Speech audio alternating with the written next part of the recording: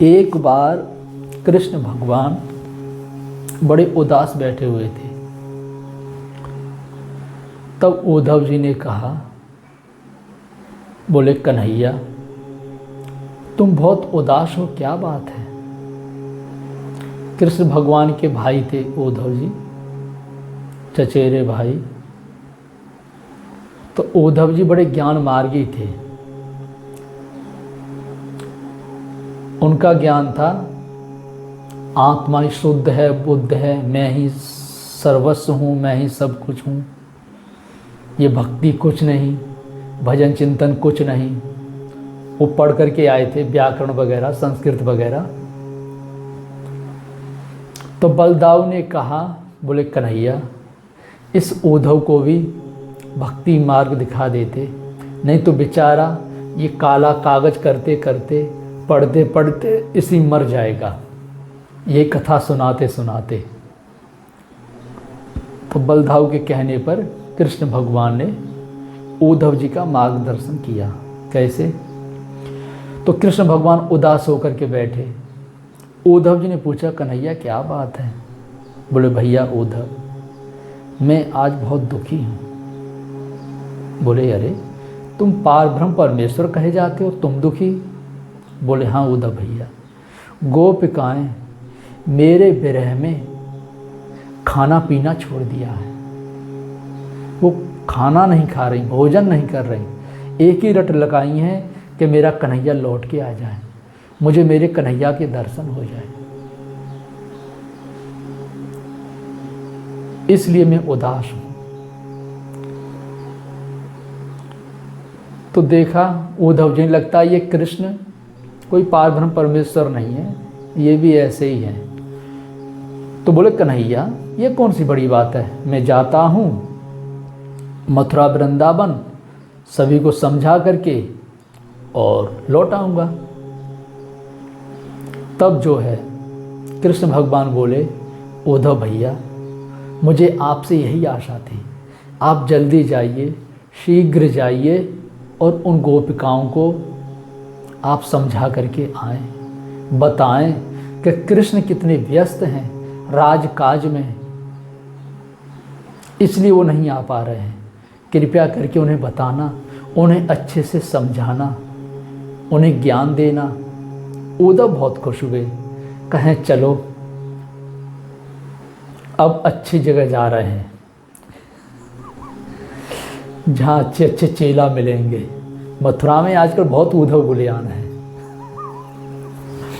मथुरा वृंदावन में आज बहुत उद्धव इकट्ठे हो गए हैं, एक से बढ़कर एक ज्ञानी। तब पहुँचे उद्धव जी। जब उद्धव जी को देखा, सभी गोपिकाएं दौड़ पड़ी। बोले उद्धव जी कहाँ से आ रहे हो? बोले मथुरा से। बोले हमारे कन्हैया कैसे हैं, वो स्वस्थ है ना, वो ठीक से है ना? बोले हाँ ठीक हैं, लेकिन तुम भोजन नहीं कर रही हो, कन्हैया कह रहा था। बोले हाँ उद्धव जी, जब से कन्हैया गया है तब से ना भूख लगती है ना प्यास लगती है। तब जो है उद्धव जी लगे अपना ज्ञान देने, कहाँ तुम भेद भक्ति में पड़ी हो, कहाँ तुम ये ज्ञान मार्ग छोड़ करके और दूसरा मार्ग पकड़ लियो। बोले ज्ञान मार्ग में मैं ही शुद्ध हूँ, बुद्ध हूँ, जो कुछ मैं ही हूँ, छोड़ो ये भेद भक्ति और करो भोजन चाप के, खाओ खूब पियो। अरे प्रेम आत्मा से होता है कि शरीर से होता है? ये शरीर तो नश्वर है, आज है कल नहीं रहेगा, इस शरीर से कैसा प्रेम?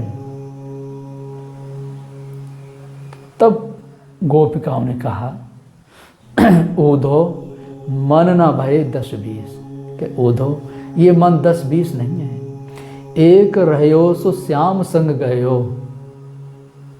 एक मन जो था वो तो श्याम के साथ चला गया। कहो कहाँ सो खीस, अब कहो हम दूसरा मन कहाँ से लाएं? जब गोपिकाओं का ज्ञान उद्धव जी ने सुना तो उद्धव जी का जो ज्ञान था वो सब चूल्हे में रखा रह गया।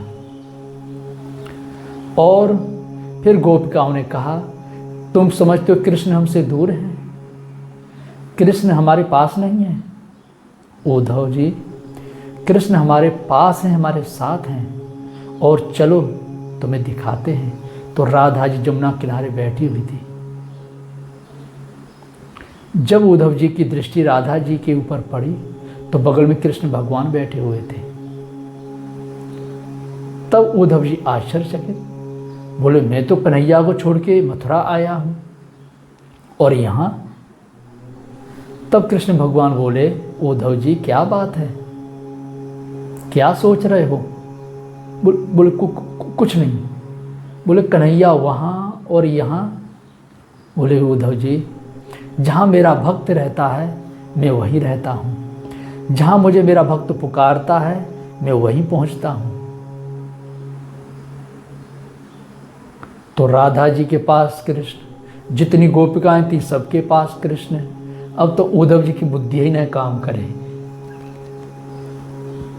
जो खड़ाऊ पहन के गए रहे, खटर खटर खटर खटर, आजकल खड़ाऊ वाले तो कम दिखाई पड़ते हैं, पहले रहे तो खटर खटर वाली खड़ाऊ अपने सिर पर रख के और गोपिकाओं के चरण छू करके और लौट के आए मथुरा। देखे तो कन्हैया महल में विराजमान और चरणों में गिर पड़े।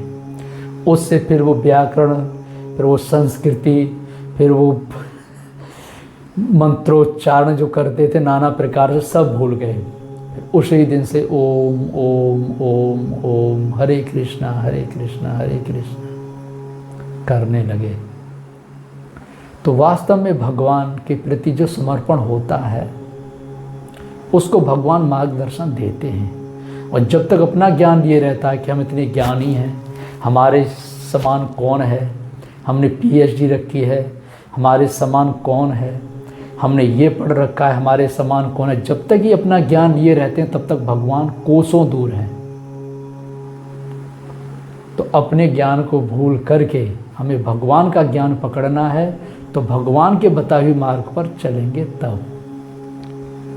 ये भूल जाओ पीएचडी, ये संस्कृत, हमसे कोई शास्त्रार्थ कर ले, हमसे कोई ये कर ले वो कर ले। शास्त्रार्थ कौन सी बड़ी चीज़ है? सबसे बड़ा शास्त्रार्थ तो होता है भगवान का पार पाना।